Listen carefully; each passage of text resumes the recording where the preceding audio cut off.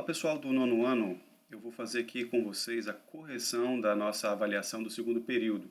Então isso aqui vai ficar como um arquivo para vocês recorrerem quando vocês quiserem revisar o conteúdo da prova, relembrar alguma coisa ou também conferir as suas respostas, como que você pensou com o que eu tinha proposto aqui para essa avaliação, tá bom? Vamos lá então.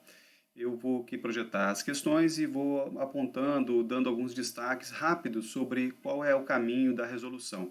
Mas você pode parar, você pode pausar, anotar o que você quiser, fazer as suas observações e, se for o caso, entre em contato comigo para você tirar alguma dúvida que ainda tenha restado, tá bom? A primeira questão fala sobre um gerente de um banco que apresentou a um cliente umas opções para investimento. Tá? E essas opções elas envolvem tipos diferentes de capitalização, que é juros compostos, juros simples, prazos diferentes, 2, 3, 4, 5 meses, e taxas de juros também diferentes, né, de 2%, 1,5%, outra com 2% e a outra com 1,5%. E a pergunta é, qual é a melhor opção, aquela opção que dá um maior retorno para o cliente? Tá bom? Qual a opção? Opção 1, opção 2, opção 3 ou opção 4? Eu fiz aqui, pessoal, o cálculo para cada uma das 4 opções. O cálculo da opção 1, já que se trata de juros simples, eu utilizei a fórmula do montante igual ao capital multiplicado por 1 mais a taxa elevado ao tempo. Uma coisa importante nessa questão, a questão não fala qual é o capital que o cliente vai investir. Por isso, como a gente já tinha conversado em outras situações, eu estou escolhendo um valor hipotético, um valor imaginário para todos, o mesmo valor para todos. Eu escolhi, para facilitar meus cálculos, o valor de R$ 1.000. Então eu substituí ali todos os dados, incluindo esse R$ 1.000, que é um valor que não foi dado, mas eu estou escolhendo para todos o mesmo valor, já que o valor não foi dito na questão, e essa definição, essa decisão de qual é o melhor investimento, não depende de qual é o valor, já que todos seriam o mesmo valor. Para todas as opções, o valor seria o mesmo. O cliente tem aquele valor, então ele quer colocar aquele valor em uma daquelas 4 opções. Então, estou escolhendo aqui R$ 1.000. Para a primeira opção, fazendo este cálculo, pessoal, vocês vão ver que a parte principal aqui do cálculo é fazer a soma, a potência e a multiplicação. Você vai obter um resultado final de R$ 1.040,40. Para a opção número 2, que também se trata de juros compostos, o resultado final é de R$ 1.045,67. Para a opção número 3, que é com juros simples, né, utilizando aqui a formulazinha de juros igual a CIT sobre 100, né, capital vezes a taxa vezes o tempo. Lembrando que essa taxa aqui a gente coloca na porcentagem mesmo e deixa para dividir por 100 o resultado da fórmula. Você vai obter um juros de R$ 80 e, portanto, um montante final de R$ 1.080. E a opção 4, que também é de juros simples, vai dar um resultado final de R$ 1.075. Portanto, a melhor das 4 opções é a opção 3, que dá um retorno de R$ 1.080. Tá bom? Vamos lá para a questão número 2. A questão número 2 mostra aí um retângulo, né? E esse retângulo tem um perímetro, foi dado para ele aqui, olha, o perímetro de 6x mais 8. Ou seja, se você somar os 4 lados desse retângulo, você vai obter 6x mais 8. Também foi dito que a base, né, vamos chamar aqui de B desse retângulo, é 2x mais 1. Mas lembre-se que no perímetro essa base foi somada 2 vezes. Foi somada aqui embaixo e foi somada repetidamente aqui em cima. Também é o mesmo valor, 2x mais 1 aqui em cima. E eu quero saber qual é a área desse retângulo. Só que para saber qual é a área desse retângulo, eu preciso saber qual é a altura dele. Quanto que mede essa altura. Portanto, desse perímetro de 6x menos 8, eu tenho que subtrair essas duas bases. E aí com isso eu vou obter 2 alturas. Em seguida eu vou dividir essas 2 alturas por 2 para saber quanto que mede uma altura. Vou fazer isso aqui, olha. As 2 alturas vai ser o resultado do perímetro, 6x mais 8, menos 2 vezes a base. Menos 2 vezes a base. Então, fazendo essa conta, eu vou chegar à conclusão de que 2 alturas vão ser 2x mais 6. Okay? E aí eu dividi por 2. Dividi por 2 aqui desse lado. Também dividi por 2 aqui desse lado.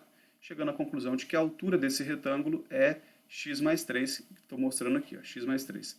Agora, falta calcular a área desse retângulo. Para calcular a área desse retângulo, eu multiplico a base vezes a altura. Só que são expressões algébricas.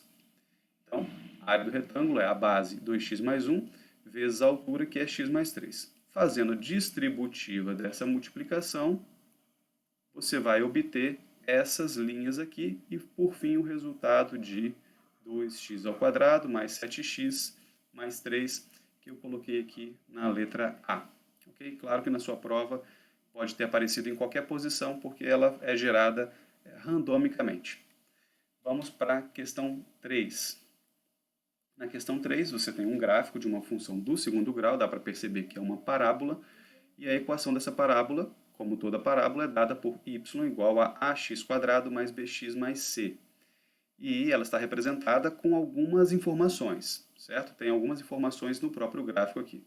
Sobre esse gráfico são feitas 4 afirmações, analise cada uma delas e marque apenas as corretas. Aqui eu vou analisar como verdadeiras ou falsas, cada uma aqui como verdadeira ou falsa. Lá na sua prova você tinha que marcar o que era correto, tá bom? Então a primeira afirmação que eu vou avaliar, o coeficiente do A é positivo? Eu avalio como verdadeiro. A justificativa é por quê? Porque o gráfico tem a sua concavidade, a sua abertura voltada para cima, virada para cima. Então isso é verdadeiro. Essa é uma característica do coeficiente A. Quando a parábola é voltada para cima, significa que o A é positivo.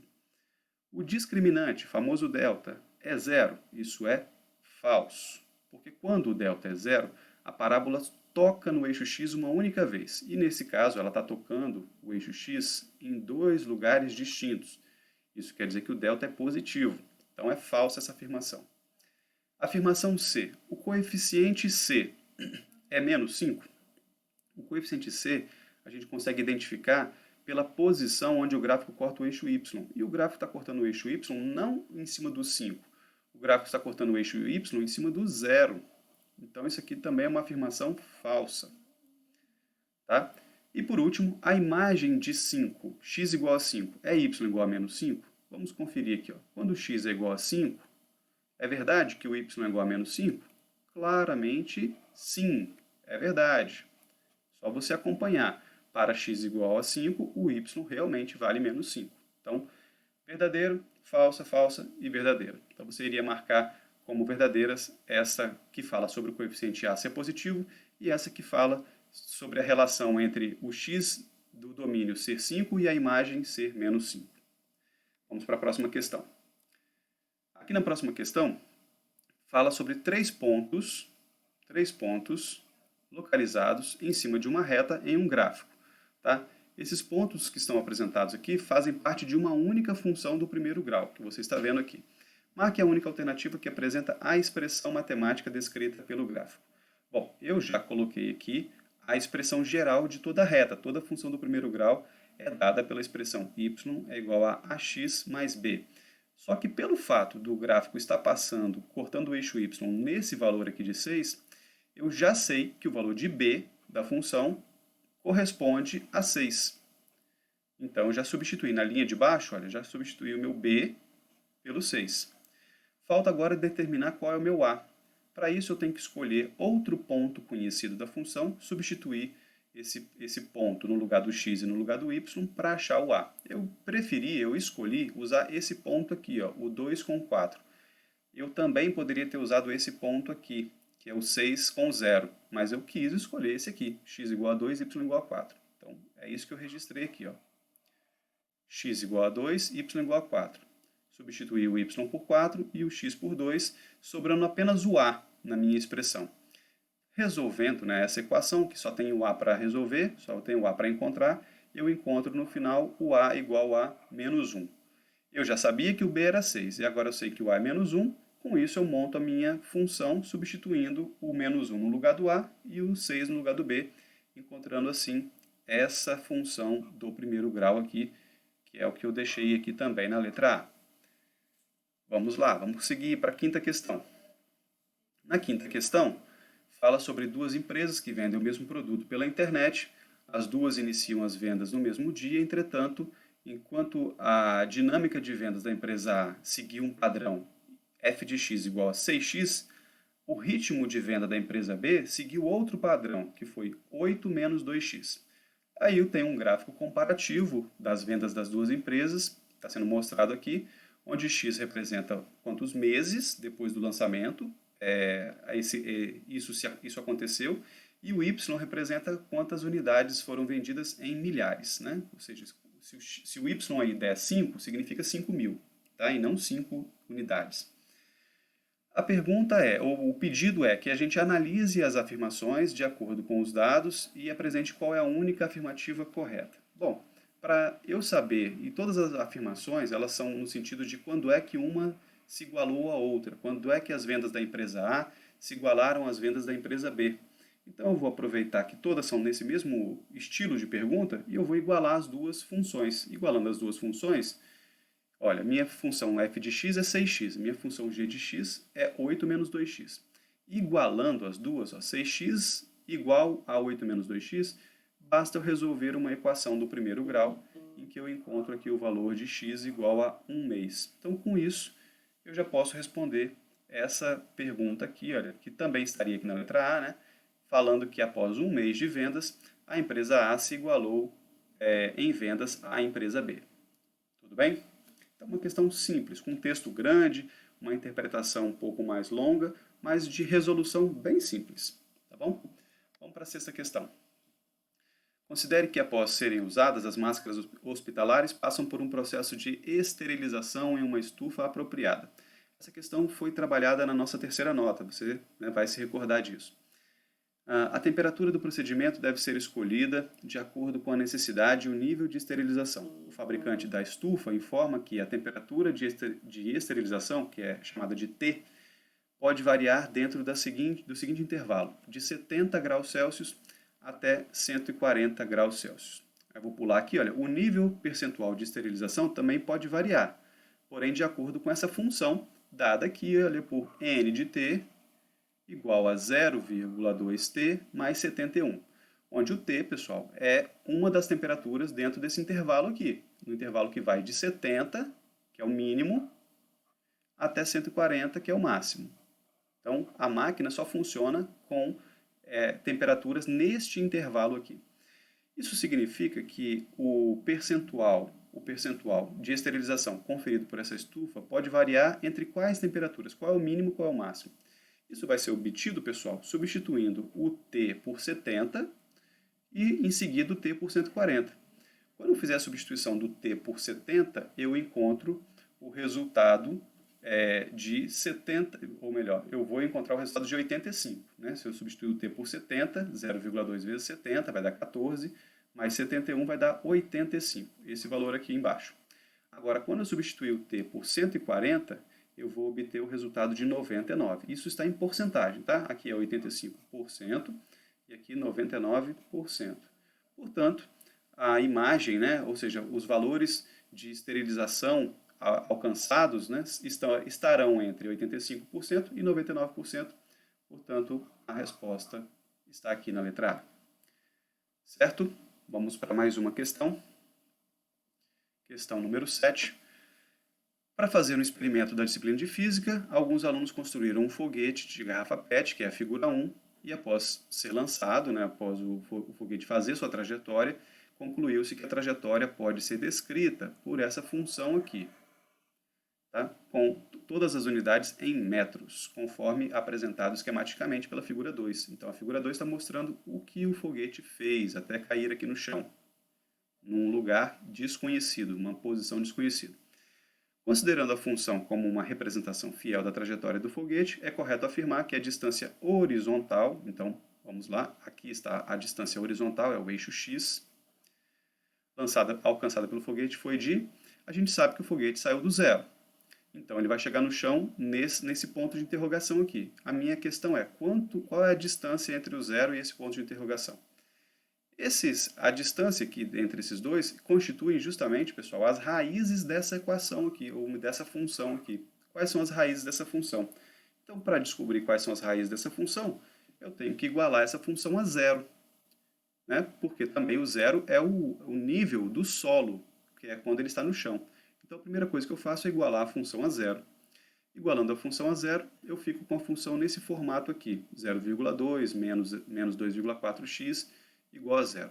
Eu escolhi uma resolução rápida, mas se você preferir outra, por exemplo, eu quero utilizar a fórmula de Bhaskara, quero calcular o delta e depois utilizar a fórmula de Bhaskara. Também vai funcionar, vai dar certo do mesmo jeito se você fizer todos os procedimentos corretos.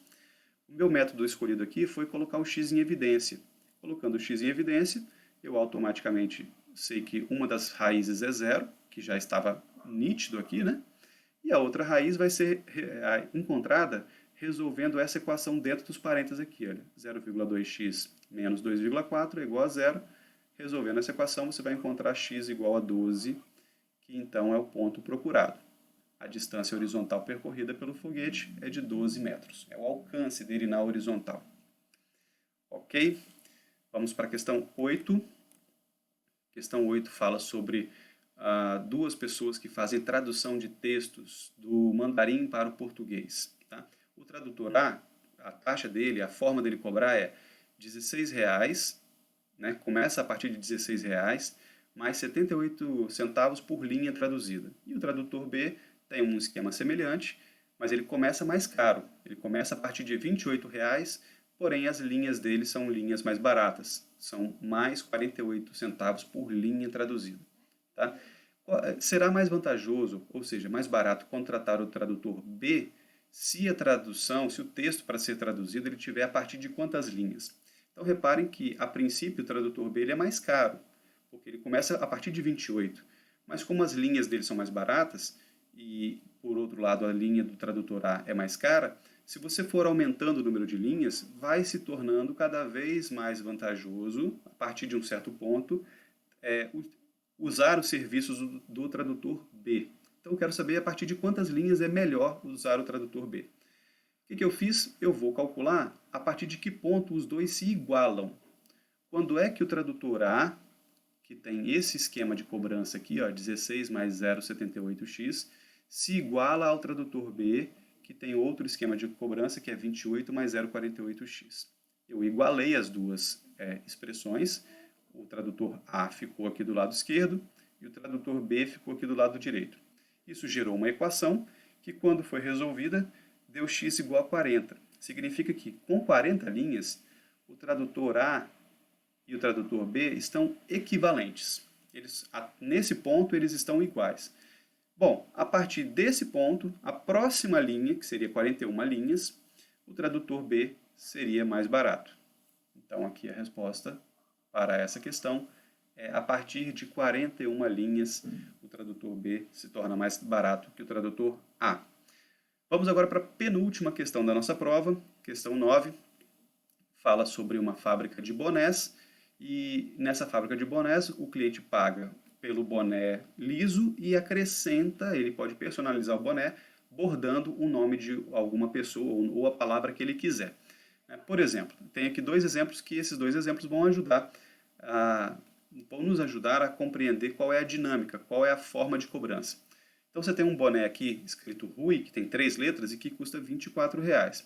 Um segundo boné escrito Renata, os bonés são iguais, porém a bordagem, né, o bordado em cada um deles foi diferente.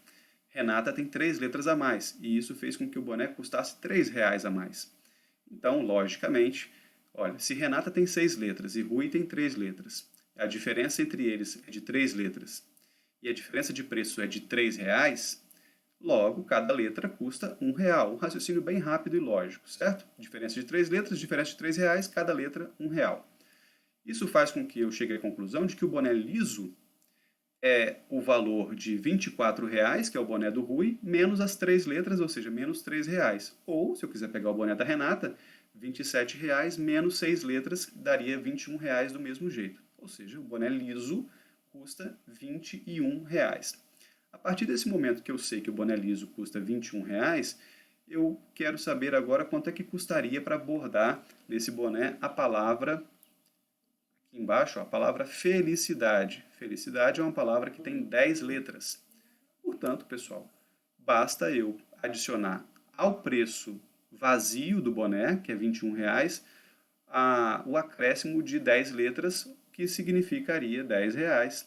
Portanto, o preço final do boné, com a palavra felicidade bordada, vai ser um preço de R$31. Apenas isso. Vamos agora sim, a aqui para a última questão, que embora esteja aparecendo aí com o número 8, foi uma falha aqui, não coloquei a numeração correta, mas vamos aqui para a nossa última questão. Essa é a 10ª questão. Então agora nessa 10ª questão, vai tratar do seguinte: se o domínio dessa função f de x aqui em cima, f de x igual a 77 menos 3x, é dado pelo intervalo, o domínio, tá?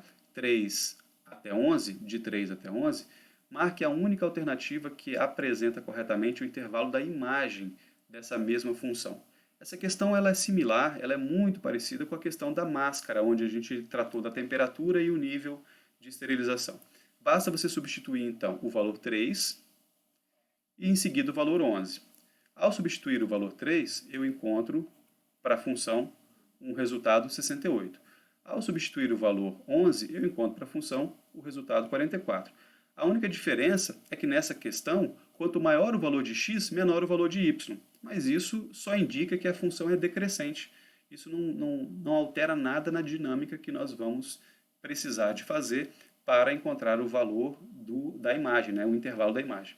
Portanto, na hora de escrever a imagem, você vai escrever na ordem crescente. Então, a imagem aqui, olha, o valor mais baixo dela é 44 e o valor mais alto é 68, dando aqui, então, a primeira resposta, que é a letra A, de 44 até 68 é o intervalo da imagem dessa função.